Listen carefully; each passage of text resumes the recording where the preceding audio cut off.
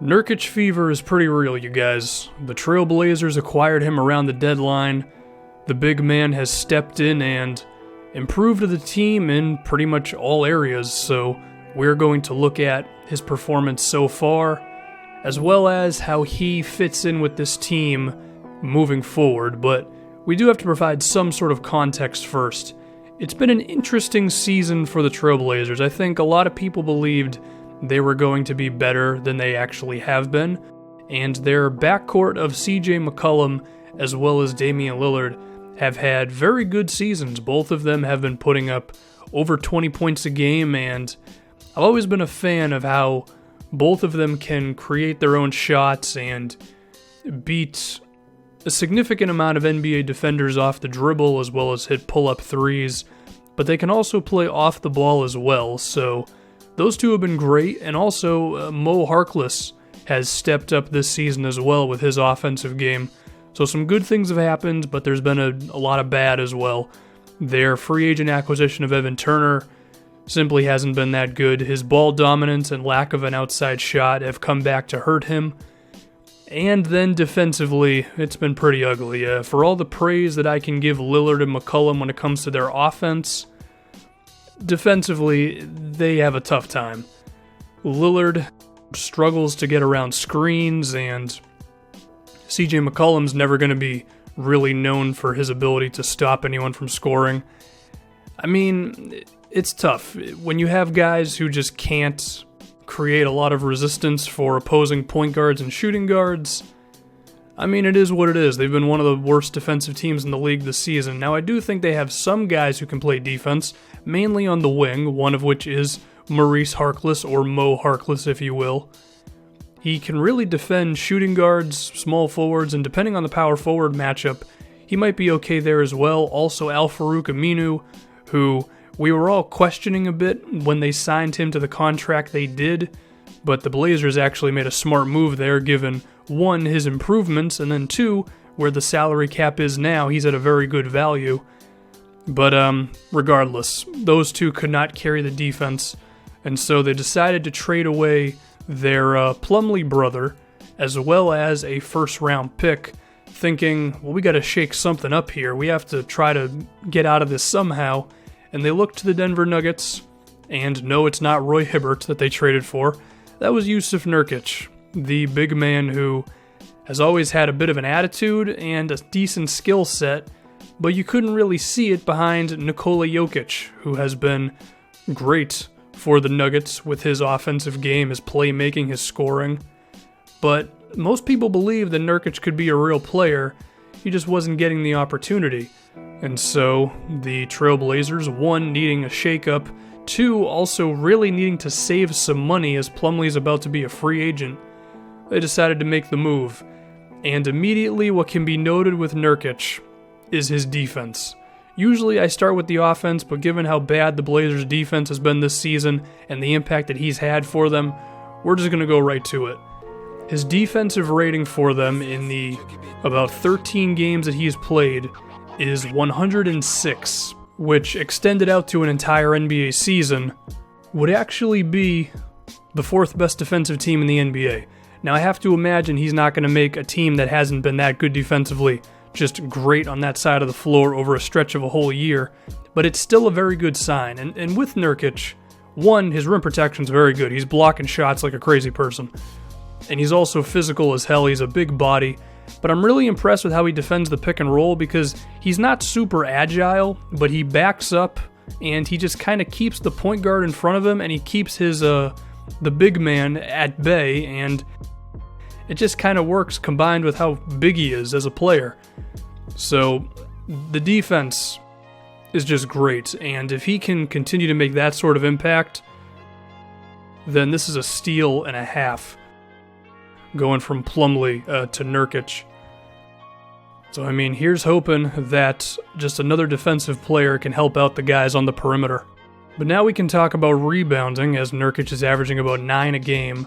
For the season, the Trailblazers are 20th in rebounding percentage in the league, which combined with not being able to play defense for most of it, well, you can see why they've had a losing record this whole time. But in the last 13 games with Nurkic, Well, now they're the 8th best rebounding team in the league over that stretch.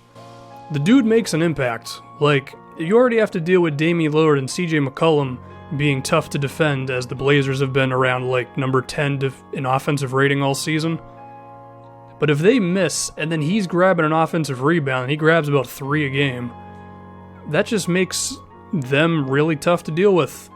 So immediately we're seeing Nurkic's impact just in terms of defense and on the boards. Like, again, stretched out to a whole season, he would make them one of the best defensive teams in the league, which, I mean, we can all be a little honest, that's gonna, we would assume, go down just because the guy's a freaking human.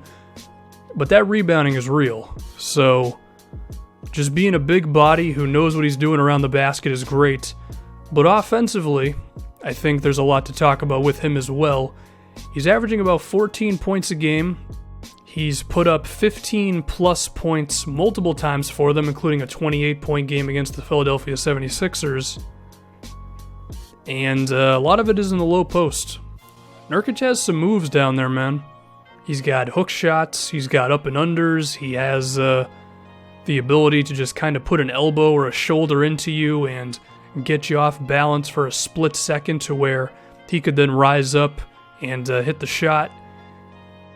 And another thing I like about him is he's got some decent range on his hook shots. Like, if you go and look up his highlights on YouTube, he can hit some hook shots like outside of the paint, which is interesting. So even if he's not able to back you down all the way, which for most centers he'll be able to because he's a pretty big dude, he can still rise up and knock the shot down. So the low post offense in today's game, I mean, it's not like the thing the teams are going to all the time, but if you have a guy who can at least do it, then in moments, yeah, sure, why not? You're in a half-court set, nothing else is working, dump it down to Nurkic and just let him go to work on the opposing big man. He is also really damn effective in the pick and roll, and I mentioned a moment ago how he can hit like shots outside of the paint.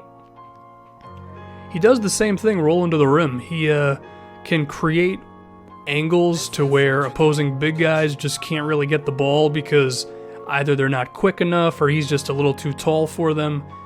And he just kind of shoots stuff at weird angles. He's got like scoop shots that no one shoots anymore. It's just kind of like an adventure every time Nurkic rolls to the rim. And given that he's got some personnel on his team that know how to run the pick and roll, one of which being his point guard, Damian Lillard, who's one of the better ones in the league, as well as CJ McCollum, and we assume one of these guys is going to be on the floor at all times, Nurkic has some guys that he can do a lot of work with when it comes to the pick and rolls, so that's good. And now for perhaps my favorite part of Nurkic's game, the passing. He's averaging around 4 assists for the Blazers, and a lot of it is from that low post. I mentioned before how effective he is down there when it comes to scoring, so you might want to at times bring a double team or just provide help for a split second. And Terry Stotts is recognizing how good of a passer Nurkic is, and he's got guys cutting to the basket, moving off of screens, and also he'll have Nurkic sitting at the top of the key where he'll then have guys cut inside to a paint that's completely wide open because the center has to deal with Nurkic. And it's creating a lot of really good offense for these guys. I mean, it gives CJ McCollum opportunities to cut, and this can be really a weapon that they could expand on. And they've already figured it out, even though he's only been there for a little over 10 games. So you extend this out to like a whole training camp where they can build at least a part of their offense around it. So I think Nurkic can be damn good for them and can only get better, but we have to talk about how the rest of the roster relates to him. I mean, he's not the best player on the team. I would put him number 3 behind Lillard and McCollum. But I do think he can have a very good partnership with those guys, given, one, how he helps them defensively, and how they all accommodate each other well when it comes to the offense. But we got to talk about those wing players, because that's where I'm a little concerned. I like Mo Harkless as a defensive player, no doubt that's his natural thing in the NBA. His three-point shooting has stepped up this year, but is he going to be able to maintain that long term? And the same thing can be asked about Al-Farouq Aminu, because last season he shot 36% from 3. This season it's dropped off. Now, again, similar to Harkless, he's a good defensive player who can defend multiple positions, but If you're unable to be that offensive option who can keep the defense honest with the spacing, then I don't know how much value you really have for this Blazers team. Now, there is Noah Vonleh, who is showing some signs at the power forward position. Perhaps he could grow into being that guy next to Nurkic, but I do think he has a long way to go as well. I mean, it's going to be a question. Now, they do have some tools to make some moves here, as they're going to have 3 first-round picks. They have the Memphis Grizzlies pick. There's also the Cleveland Cavaliers pick. Now, of course, both of those are going to be higher in the draft. They're not going to be any close to the lottery, but they also have their own pick, which could be in the lottery, or it might be just out if they manage to make the playoffs. So, there are some interesting things. Now, unfortunately, this team is eating up a lot of salary. Evan Turner's contract being one of them. He's making about $17 million, and his value is just not really that high. Maybe they could use one of those picks to trade him away for just a salary relief or something. I don't know. And I'll use the rest of Evan Turner's thing to say, like, overall, they're pretty swamped when it comes to the salary cap, which is part of the reason why they traded for Nurkic in the first place, because he's still on his rookie contract. It's going to be tough. They don't have a lot of room to really make free agent signings, and if they want to make a trade, the salaries have to be almost exact. But regardless, I think they made a really good move here with Nurkic. He's not perfect. I do think we have to, one, see if he's able to maintain what he's done defensively, because, I mean, he's still not like that athletic of a player, and it's generally tougher for those type of guys to be good on that side of the floor. I mean, Marc Gasol is an example of someone who has figured it out, but he has a ways to go, I would say, especially when it comes to his mid-range shooting. He's not good from there, and if he can't shoot, then I think teams will make it a little tougher for him to get assists off, especially at the top of the key if the defensive center for the other team just doesn't have to worry about him. So I think he can improve there. He's been pretty damn good for the Blazers since they acquired him.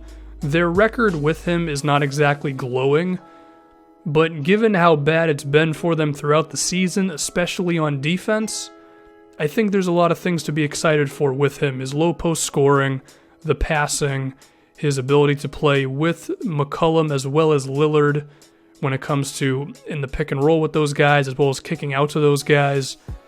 And then the defense is huge as well. He's making the Blazers respectable on that side of the floor. We're just going to have to see how it goes moving forward.